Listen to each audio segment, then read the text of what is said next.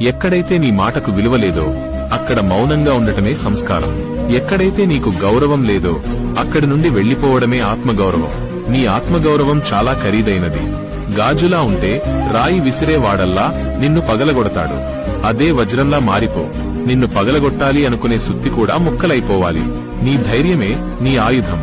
బురదలో పడ్డా సరే వజ్రం తన మెరుపును కోల్పోదు, దాని విలువ తగ్గదు. కష్టాలు నిన్ను చుట్టుముట్టినా సరే నీ స్థాయిని, నీ ధైర్యాన్ని ఎప్పుడూ కోల్పోకు. అలాగే మనకి ఫిజికల్ ఎక్సర్సైజ్ బాగా మనం పడుకునే ముందు లేకపోతే పొద్దున్నో బాగా పనిచేసి అలసిపోతే కళ్ళకి నిద్ర వస్తుంది.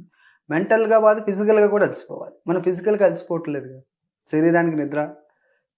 యదాతో మనసి క్లాంతే నిద్రాయత్తం అని చెప్తారు. అంటే మనసు బాగా అలసిపోయినప్పుడు ఇంద్రియార్థాలు గ్రహించలేనప్పుడు, అంటే మనకి సెన్స్ ఆర్గన్స్ 5 సెన్స్ ఆర్గన్స్ వాటి పనులు చేయలేనప్పుడు నిద్ర వస్తుంది. మనం 5 సెన్స్ ఆర్గన్స్, మనకు మనసు అలసిపోయినా మన 5 సెన్స్ ఆర్గన్స్ పనిచేస్తూనే ఉంటాయి. టీవీ చూడటమో లేకపోతే సెల్ ఫోన్లో, అప్పుడు నిద్ర ఎలా వస్తుంది?